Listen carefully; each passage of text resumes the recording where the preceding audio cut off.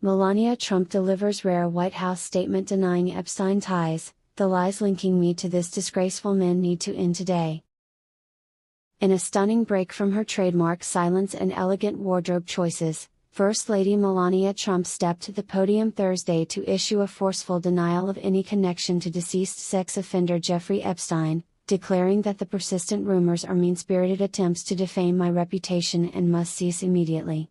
I am not Epstein's victim, Melania said in the rare public address, her Slovenian accent cutting through the air like a perfectly tailored suit. Epstein did not introduce me to Donald Trump. The lies linking me to this disgraceful man need to end today. She then called on Congress to hold public hearings for Epstein's actual victims, because nothing says I'm totally uninvolved like voluntarily steering the conversation back to the scandal. Sources close to the First Lady confirmed she prepared the remarks herself, spending hours selecting the exact shade of I have nothing to hide beige for her outfit. White House aides described the moment as historic, noting it was the first time Melania has spoken publicly since. Well, the last time she had to deny something awkward. Democrats immediately demand more answers, because of course they do. Liberal pundits and late-night hosts reacted with their usual restraint, suggesting Melania's strong denial was suspiciously strong. MSNBC's Rachel Maddow reportedly stared into the camera for 45 straight minutes whispering, "She doth protest too much." Or does she? While CNN analysts debated whether her statement was too scripted or not scripted enough to be believable.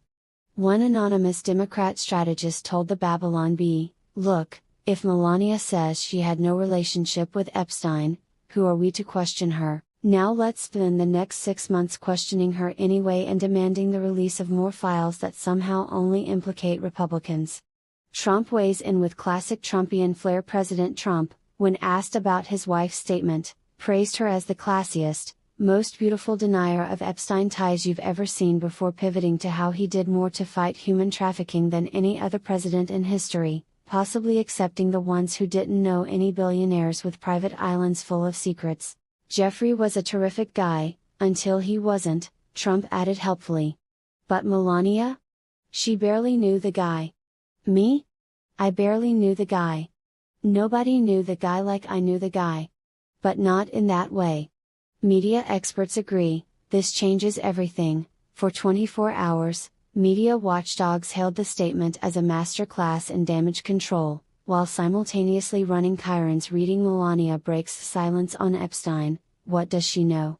Bipartisan reactions poured in, Marjorie Taylor Greene called it based, Nancy Mace nodded approvingly, and Bill Gates reportedly cancelled his testimony plans to go touch grass on his own private island. At press time, Melania was last seen returning to her traditional duties of standing elegantly beside her husband and reminding the nation that Barron is still off limits. The rumors, however, showed no signs of stopping, because in Washington, denials are just the beginning of the story.